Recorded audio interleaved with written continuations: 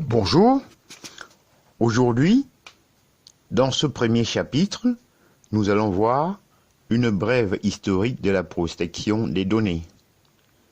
En effet, tout commence dans les années 1970, notamment avec la volonté de l'administration d'interconnecter l'ensemble des fichiers publics sur la base du numéro de sécurité sociale, ou INSEE. Ce projet donne lieu à un débat public et à la publication d'un article dans le journal Le Monde, intitulé Safari ou la chasse aux Français. Safari signifie système automatisé pour les fichiers administratifs et le répertoire des individus. Face à ce débat, le gouvernement décide d'adopter en 1978 la loi informatique et liberté qui crée la CNIL. Une deuxième date importante, 1995. 1995, c'est l'adoption de la directive européenne relative à la protection des données personnelles. En effet, dans la mesure où il s'agit d'une directive européenne, ce texte a besoin d'être transposé dans la loi nationale. En 2018, c'est l'application du règlement européen sur la protection des données, c'est-à-dire Règlement général sur la protection des données, ou RGPD.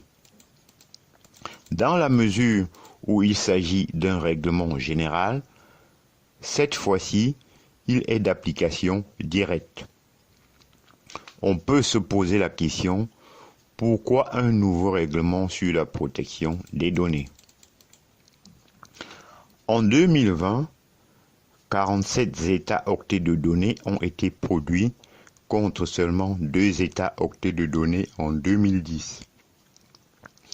À titre de rappel, un État-octet est égal à 1 million de téraoctets de données, ce qui aboutit à une production exponentielle de données à caractère personnel, d'où un besoin de protection renforcé. Par ailleurs, dans la mesure où seule une directive européenne s'appliquait en Europe, on aboutissait à une fragmentation des règles applicables.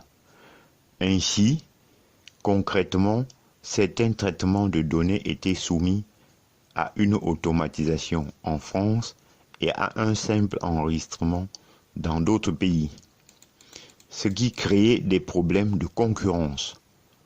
On assiste aussi à une explosion des usages. Qu'il s'agisse des réseaux sociaux, des objets connectés, des moteurs de recherche, de l'intelligence artificielle, de l'Internet. Ils sont tous producteurs de données à caractère personnel, alors même que les dispositifs d'intelligence artificielle ou les moteurs de recherche les consomment. Les individus ont donc le souhait et la volonté de retrouver un usage et le contrôle de leurs données personnelles. L'individu vraiment a à cœur d'avoir la maîtrise de ses data. Dès lors, quels sont les principaux changements du règlement?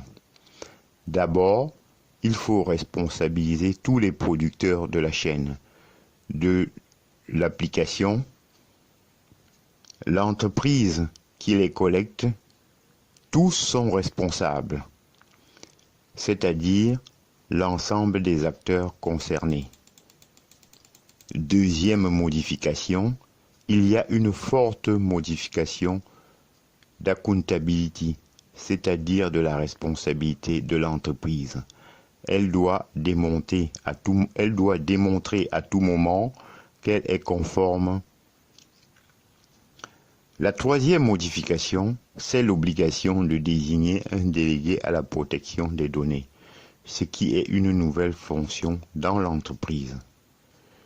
La quatrième modification, c'est l'augmentation des sanctions à 2% ou à 4% du chiffre d'affaires annuel direct. Je voulais pour ainsi dire qu'un règlement n'a pas besoin d'être transposé dans la loi locale. Cependant, le RGPD est le fruit d'un compromis et dès lors, certaines spécificités peuvent y être interdites, ce qui peut réaboutir à une fragmentation des règles applicables. Il est donc important dans certains cas, par exemple, sur le cas des mineurs, à l'application de ces spécificités. L'histoire de la protection des données n'est pas nouvelle et ne commence pas avec le règlement européen. Ce dernier est d'application directe et vise à harmoniser l'ensemble des règles de protection des données en Europe. Toutefois, certaines spécificités sont importantes en fonction des secteurs d'activité et demeurent. Vous devez donc, si vous travaillez dans ce secteur, en prendre connaissance. Je vous en remercie.